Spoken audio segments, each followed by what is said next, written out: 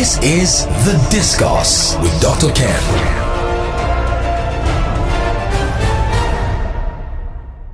Welcome to The Discourse with Dr. Ken. A very happy Sunday to all who have tuned in. Today our guest is a villager. And he says that we all Africans are villagers. His name is Olubodun, marketing, business, and strategy consultant.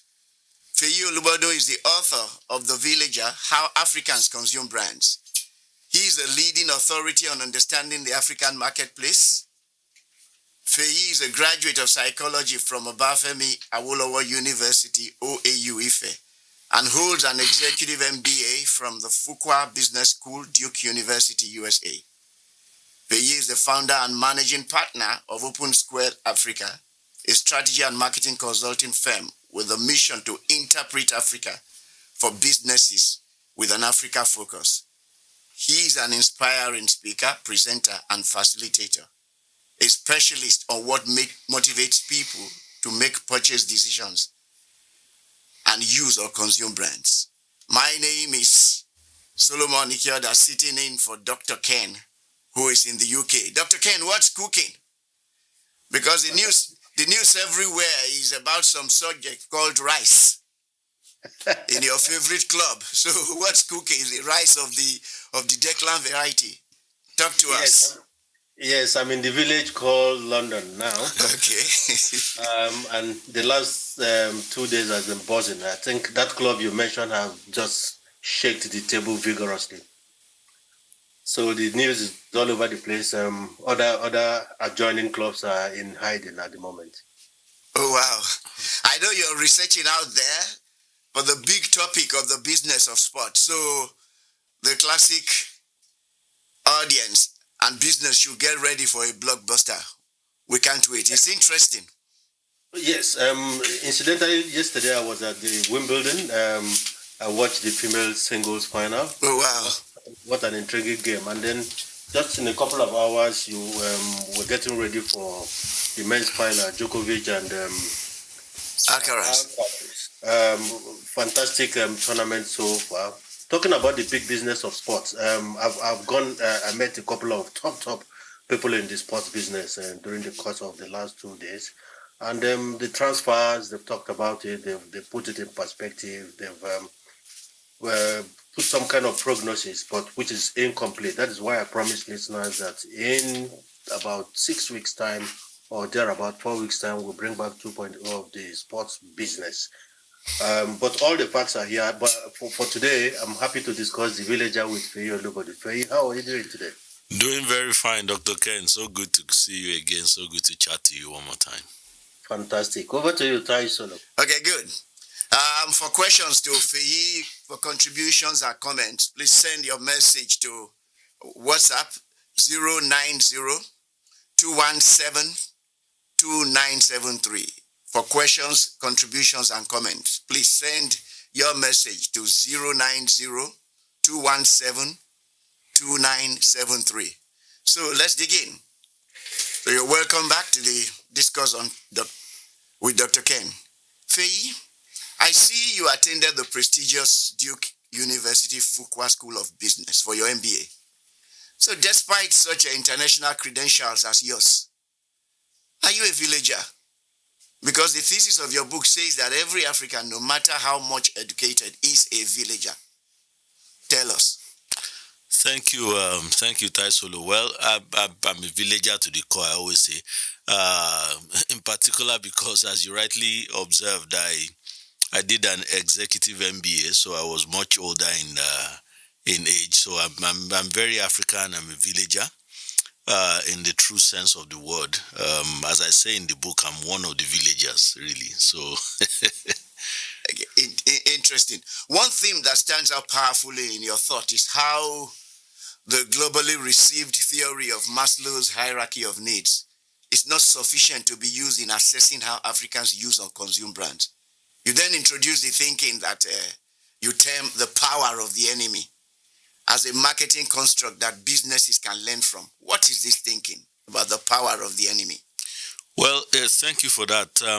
If you consider Maslow's hierarchy of needs, Abraham Maslow was a psychologist. I studied psychology.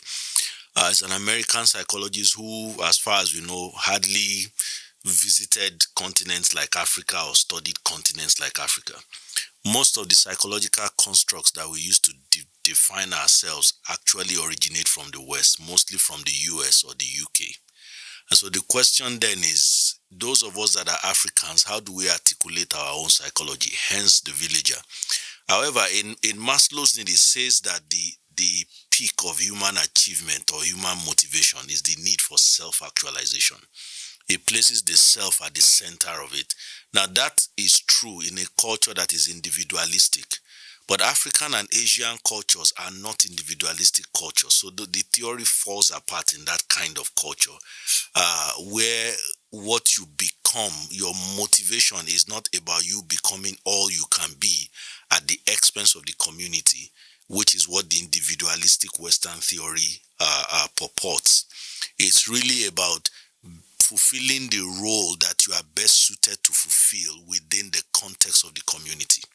Now, in an African setting, this concept of the enemy is really, your enemy is not your adversary in the Western sense. It's really someone within your social construct, your community construct, who has expressed disbelief in the possibility that you can achieve something of significance.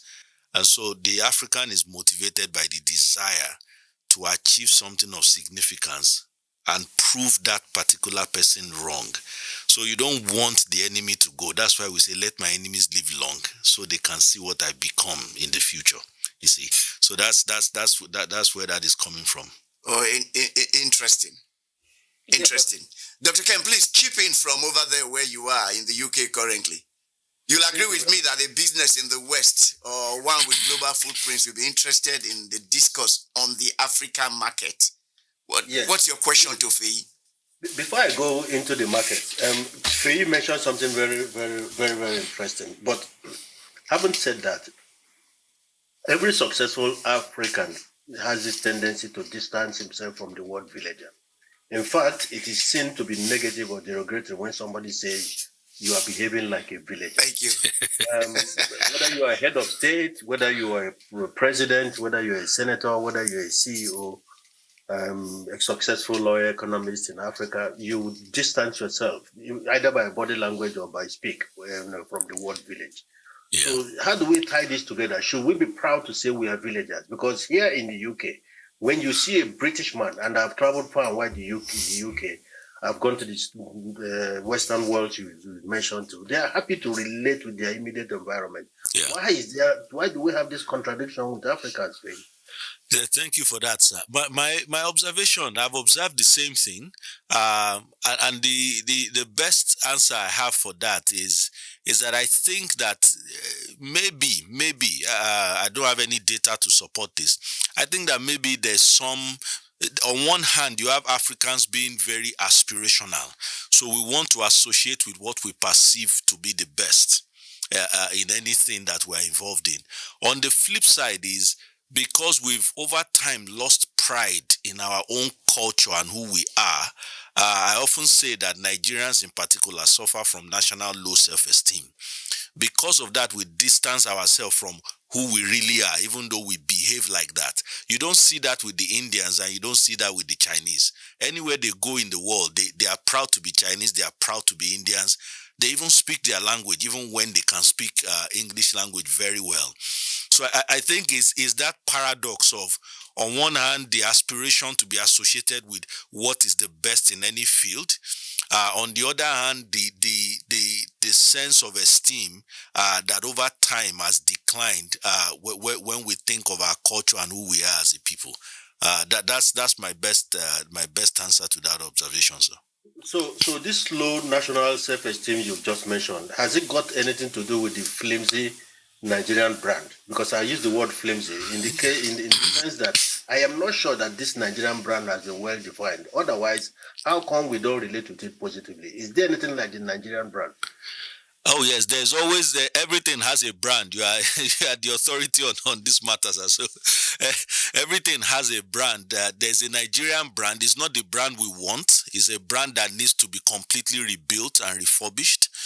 But it's why the reason the brand is not strong is I mean you've trained us in branding over the years that we have to look at what's the proposition of a brand, what's the essence of that brand.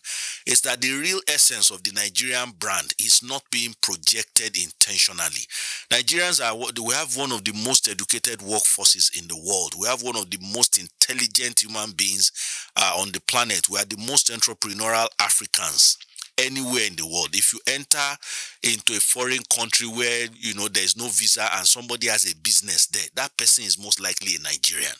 We have all of those attributes, but those attributes have not been cohesively put together in a brand construct and then intentionally projected. We've sort of ignored the strong aspects of our brand. And then as a result, the negative aspects of our brand have sort of now been what is projected, So that's what I think is happening there. Interesting. Okay, good. There's a line here. I like the line. Africans do not westernize, they only modernize. So beyond the poetry of this, I'd like for us to appraise this line when we come back. So we go on break now. This is The Discourse with Dr. Ken. Okay, you're welcome back to The Discourse with Dr. Ken. We are talking to Feyisola Olubodun. He's the CEO of Open Square Consulting. He's the author of the book, The Villager, How Africans Consume Brands. So I said earlier about a quote, Feyi. The quote says that Africans do not westernize, they only modernize. Beyond the poetry of that statement, listeners may want to understand the substance of it, that Africans do not westernize, they only modernize. Thank you very much, sir. It's a quote by my very good friend Gigi Alcock, a white South African who was raised by black Zulu parents.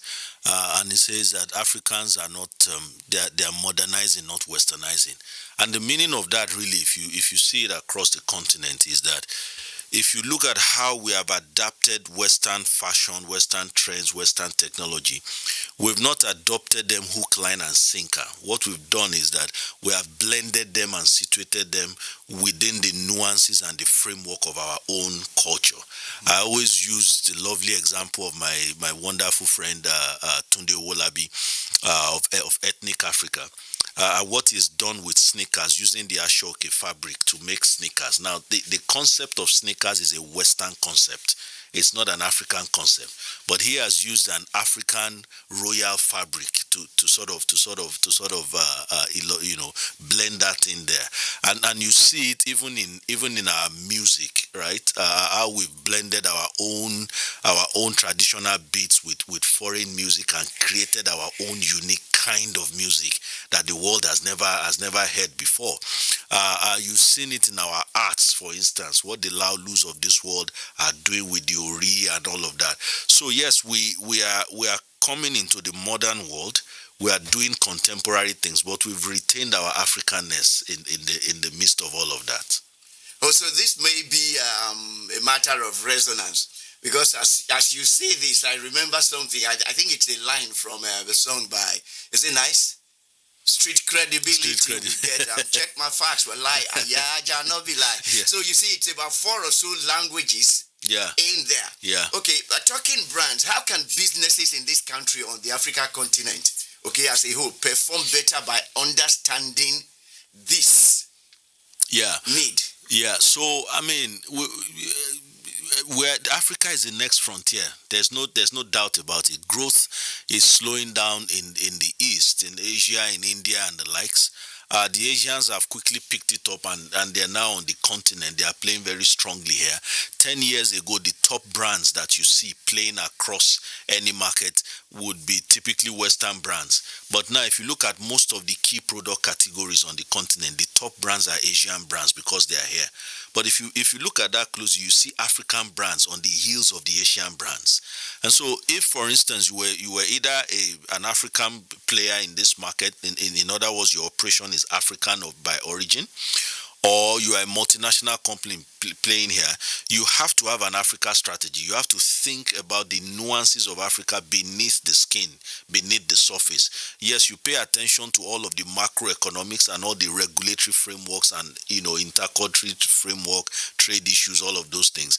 But when it comes to the consumer, you have to look at the consumer beneath the skin.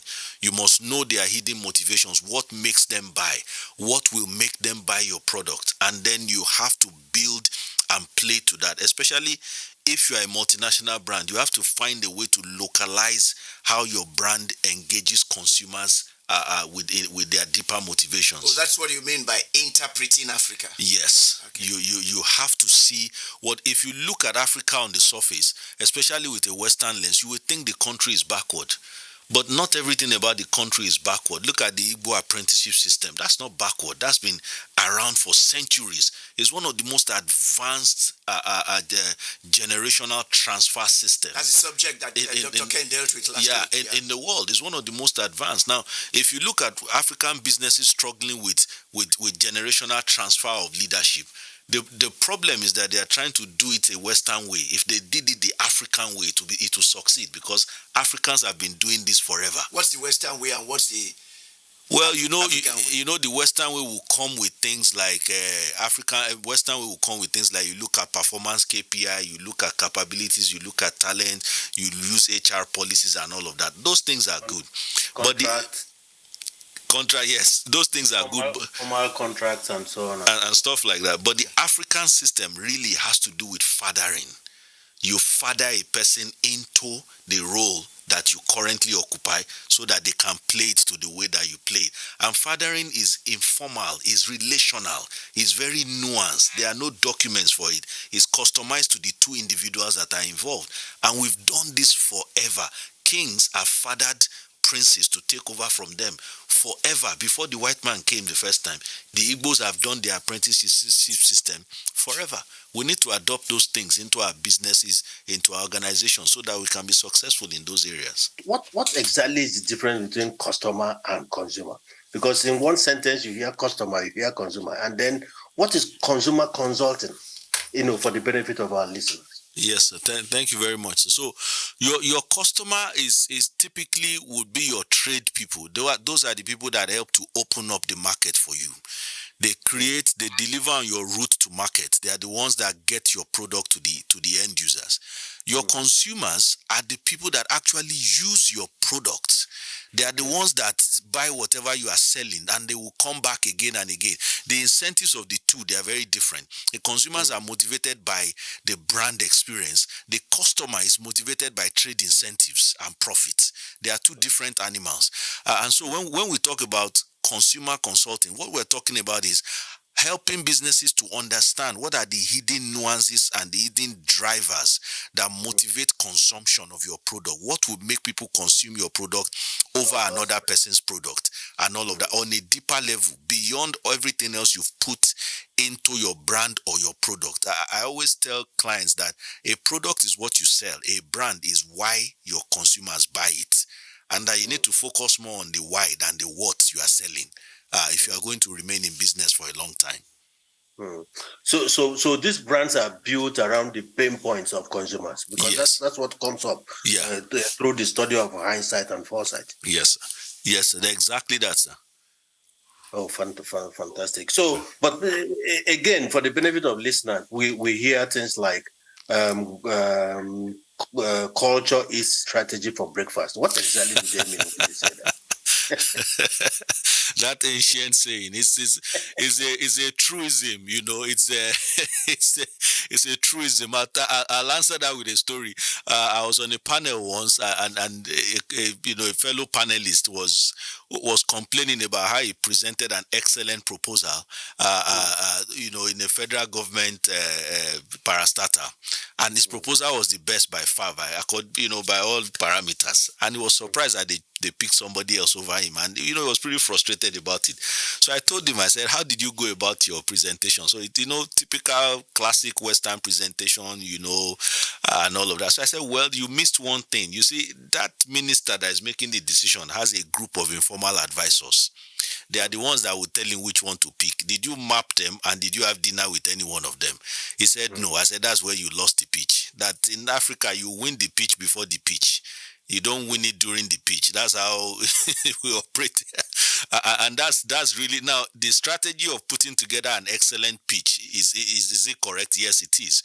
But the culture, the informal culture of winning before the pitch that obtains here in this country was what defeated the gentleman, even though he was brilliant and his solution was the best.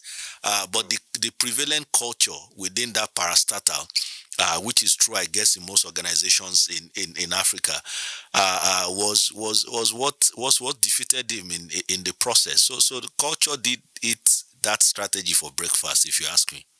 Yeah. So, but again, in addition to that, just to make sure that the carry on delivers the result without equivocation and doubt, we have things like culture of excellence, culture of efficiency. Yeah. So when these brands are being put together for the purpose of satisfying, by the way, talking about satisfying, I hear that customers today don't want to be satisfied; they want to be delighted. Yep.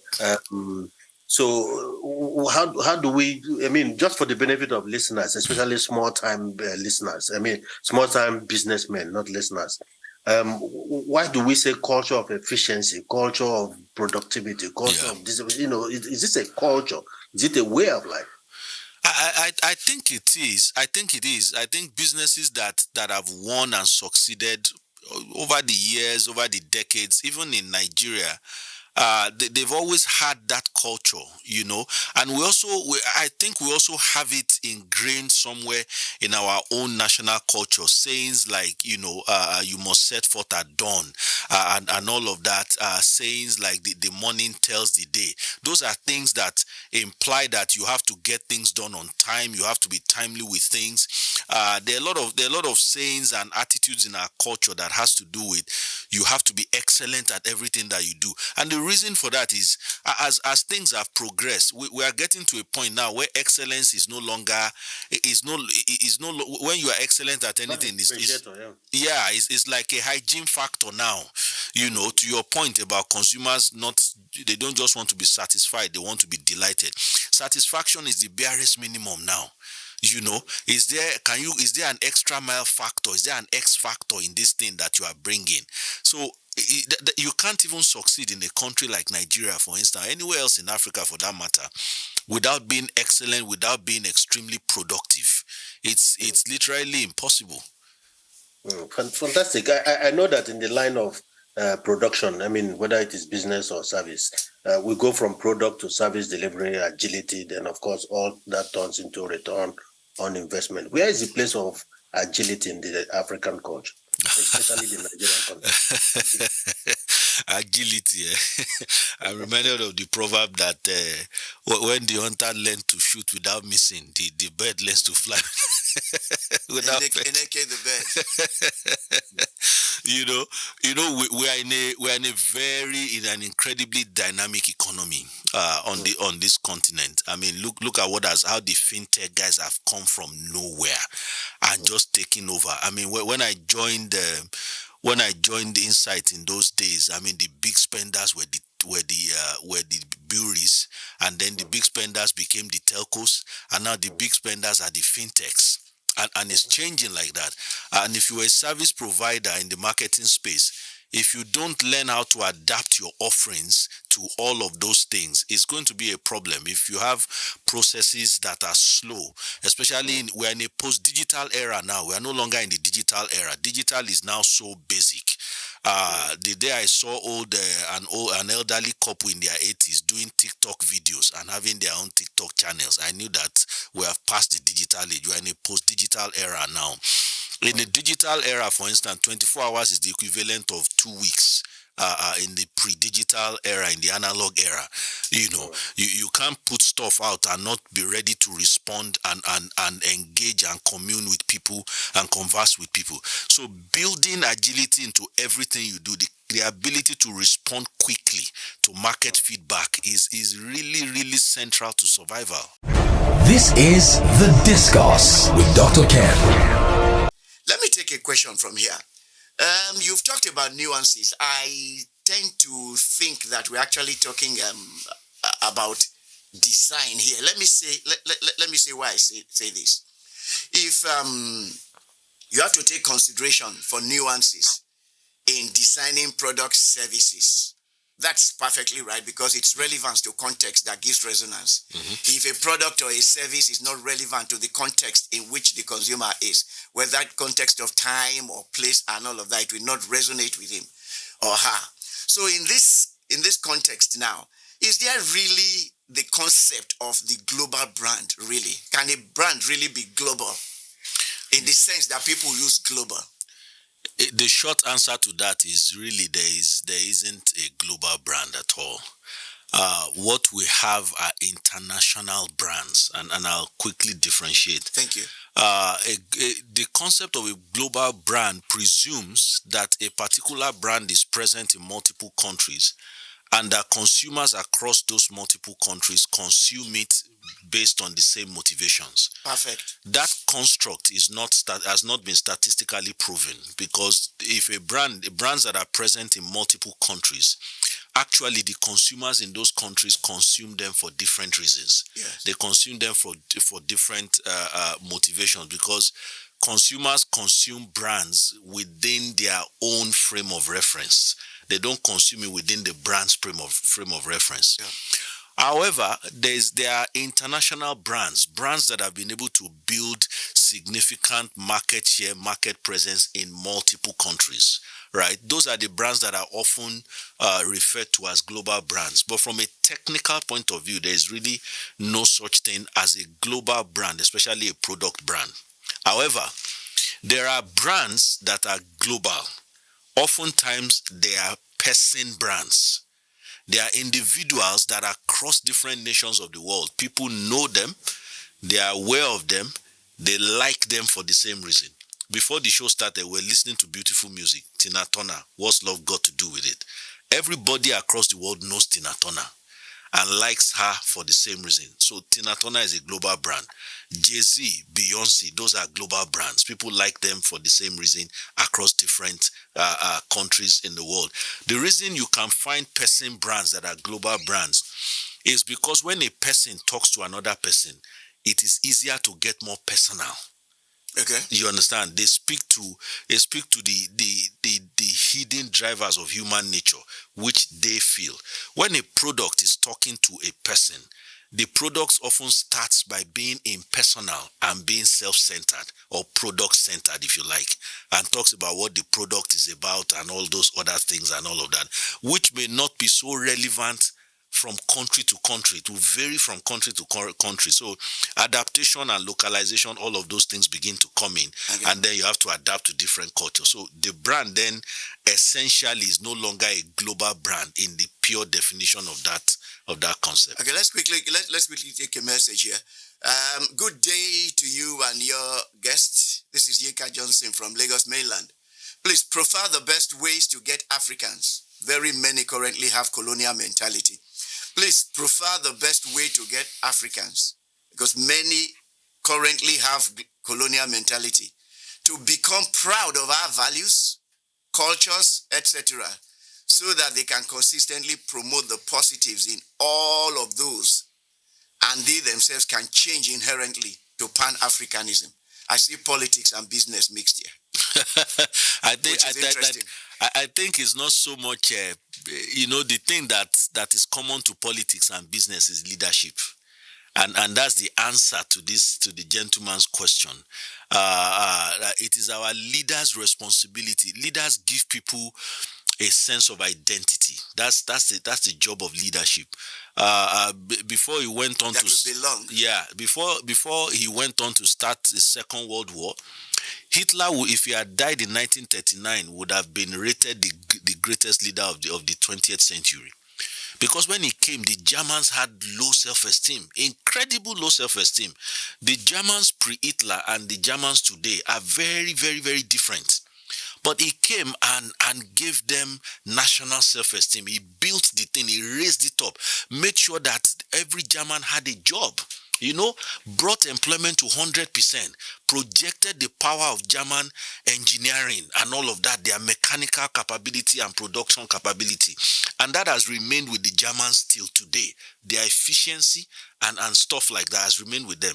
It's our leaders that must bring us to a place where we have pride in who we are and bring out the nuances of who we are and what makes us who we are. And they must combat the Western narrative that in order for you to advance and embrace technology, you must sacrifice your culture. The reason films like Black Panther, Wakanda, and all of that resonated so much with black people across the world because they saw a reflection of themselves technologically advanced without trading their culture. And that was counter to the Western narrative. If you want to be as advanced as we are, you have to be like us. You have to drop your language and speak English. You have to speak it with our accent, and you have to eat burger and sandwiches and drink tea every day. Brilliant. Businesses and policymakers will love this. What do you refer to as the Africa quotient? So Africa quotient by way of say policy, designing policy, for example, and products and services. Yeah. Can it be measured? Is it measurable? Because it looks like these quantities can actually be brought into whatever we do. Yes, it is. I mean, what we call Africa quotient, you've heard me, we've talked about this term before. What we call Africa quotient really is the measure of how a business or a leader is attuned to the nuances of the particular African market that they are working in, and how they are able to leverage that attuning to actually craft whatever they are crafting. In this case, policy, as you've said, yes. and is measurable. I mean, we do have an assessment for actually measuring that. The same way you can measure emotional intelligence, you can measure intelligence quotient and all of that. The same way you can measure the Africa quotient of a person. How well does this person know Africa? How well are they able to design or develop a product that suits an African market, or design a policy that suits an African market, or deliver an engagement that suits the market? It's something that's rare. Is real, and people that it's always been there, by the way, but it's just now that we have the tools to now be able to sort of quantify it and improve on it.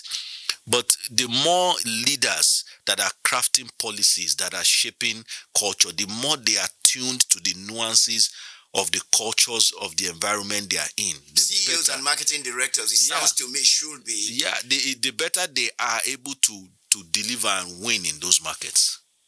Yeah, so now we've had a lot for the benefit of CEOs, policymakers, leaders, and so on and so forth. But what would you say? Let's take leadership to subnationals. How would we position Made in Aba, for example? Because listen, this is a product of our culture. This is a product of our dexterity, a product of our ingenuity, especially from Nigerians from the southeast, or even the Akwete in Anambra State, or even the material they make in Abeokuta, isn't it? So how do we get this positioned in our mind so that they become international brands, because it's not just all about the national interest, the subnationals, and they wake up to this conversation. Yes, sir.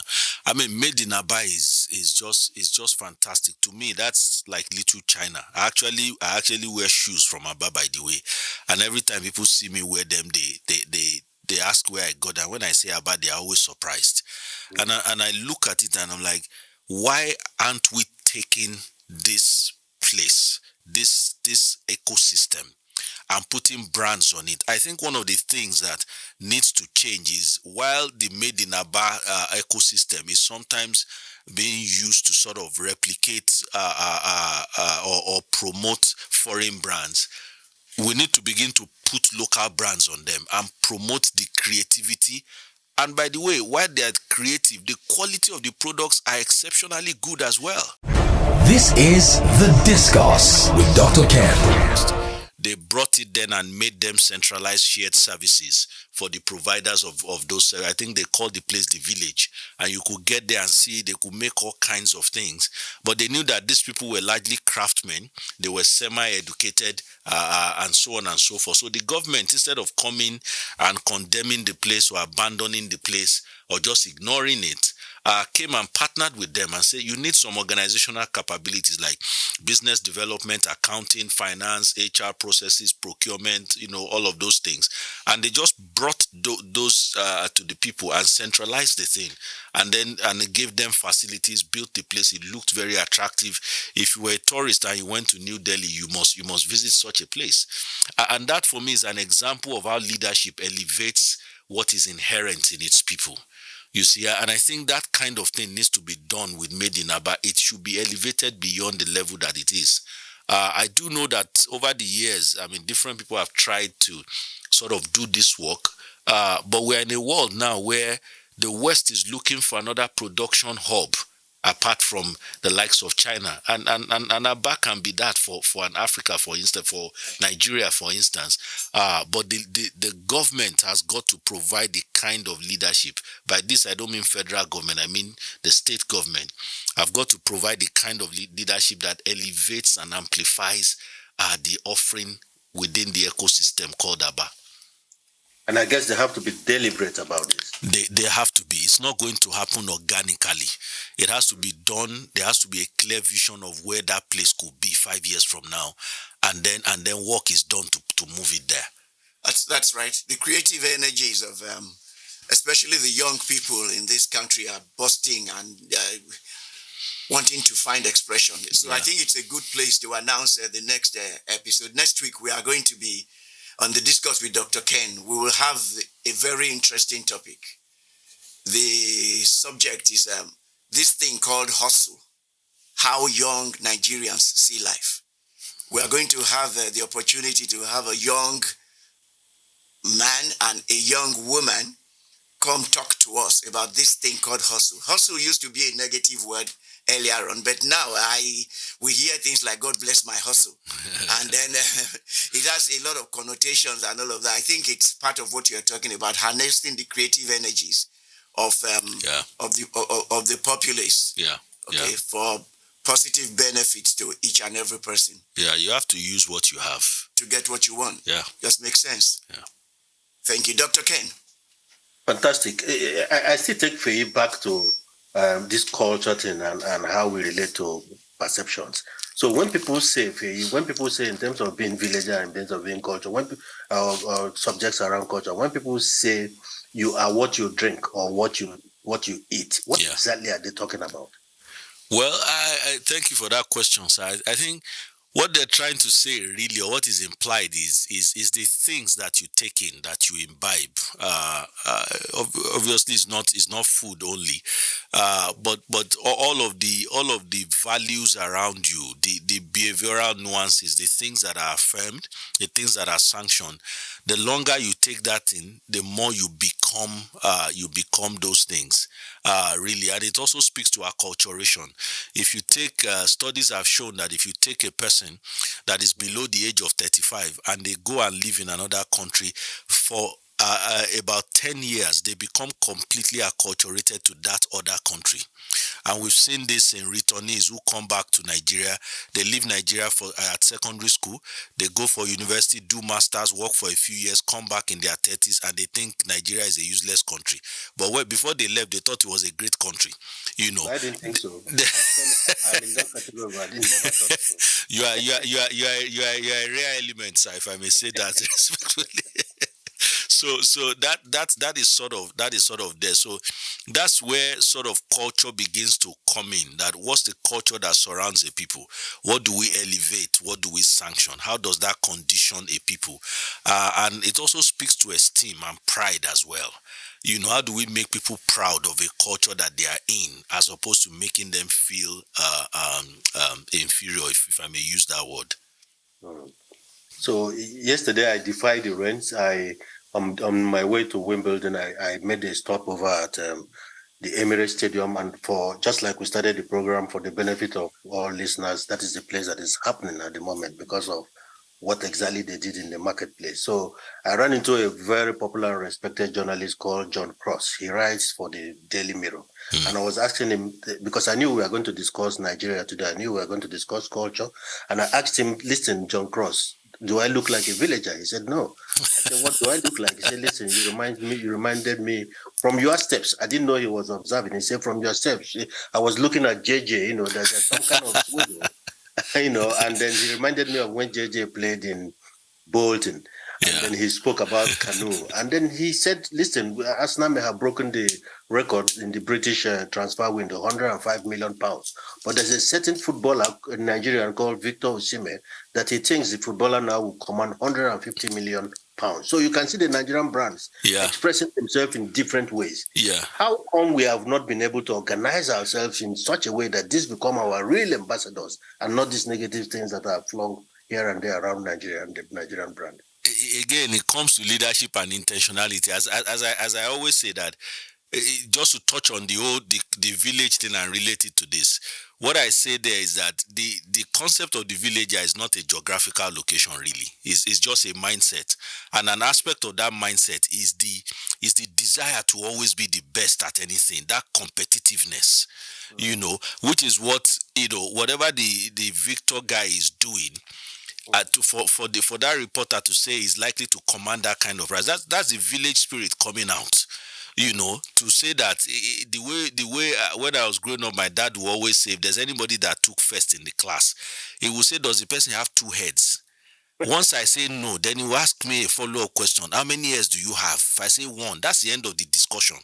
I know what must happen the following term, that I must come back first. Now, that is a very strong driver that has stayed in many of us throughout life. You see somebody achieve something, you tell yourself, it doesn't have two words, I'm going to do the same thing. And Nigerians everywhere demonstrate this. We just need leadership in the different sectors that we that's part of our country and our system, that can take those things intentionally and use them to get us to where we need to be. We should be a strong nation brand across the world that is respected. Nigeria should be a member of the G7, given our stature, if we do the right things. But it has to be done deliberately. Leadership has to come into play. Fantastic. I don't fail to push the Nigerian brands because I'm a fervent believer of the Nigerian brand and I push it wherever I go. In fact, when the program started today, Feyisola started with introducing you, and instead of saying Ife for the beginning, he went straight to Fukwa. I know that you are when people talk about Feyisola, considering what you've achieved in strategy, people remember Fuqua Business School, Duke University, USA. But you're a product of Obafemi Awolowo University. That's the one that resonates more. What is this thing about? If I asked Charles Olubodun this same question about Obafemi Awolowo University, are you all villagers from OAU? I think I should chip in there because I come from the University of Ife as well. So there are two of us here today. So it's two of us here today. And it's interesting that a good number of the people who have is actually preponderated by a good number of Ife people. So we are proud of it. It's just that sometimes you begin to talk about the latest before you talk about the last. Not all of us began from secondary school and primary school. I'm not sure that usually they say that he went to so and so primary school and all that. So that may be the reason why Ife is the greatest university. Yes. Since from Africa's most beautiful university campus. Yes. That's what the postcards read in those days when we went to the University of But since we're discussing whether Africans are villagers, Ife is a village, isn't it? Oh yeah, it's a proud village. We enjoyed it and made the best of it. Good. So, like I said, next week we are going to on the Discourse with Dr. Ken. We will have the topic, this thing called hustle. How young Nigerians see life. We promise that it's going to be explosive and it will be nice that you tune in. Thank you so very much for being with us on this edition or installment of the Discourse with Dr. Ken. Okay? Yeah. Before you end the program, I think Bedford, you have the benefit of giving us his African proverb. That's where we're going to go. Fantastic. Should I? Yes, tell us. It's customary on the Discourse with Dr. Ken that we share. I have to say ahead that this proverb is very ancient. Is my favorite proverb actually, because my dad raised me on this proverb. He said this to me since I was a very small boy. So it's from him. That's why I say it's ancient. And what he always said to me was that as long as you achieve what you want to achieve in life, even if you are 80 years old and you want to marry a virgin, you will get one. Wow. So Still trying to process that. Same thing here. You see, I was going to say you asked for it, Dr. Ken, because it's you who have determined that one of the assets of this show of the Discourse is a proverb, and then it's Achebe who said that. What did he say? He said that proverbs are the palm oil with which words are eaten. Good. So what is the wisdom from there for you? Well, it took me many years to understand it, as you can imagine. But what I eventually got to understand that he was trying to say to me was that, as a man, you need to focus on what you are supposed to achieve in life, what your purpose is. And not be distracted by other things that you will not be remembered for. Hardly do they say of any man when they are gone that he was married to such a beautiful woman. They usually say he achieved this or he didn't achieve this. So it was his way of keeping me focused on the issues of life, and I'm really, really grateful to him for that. I'm sure that applies to women as well. Yes, it does. Yeah, it's just about focus, really. Of course, it was man to man that I was saying this. Hence the reference to a virgin in the proverb.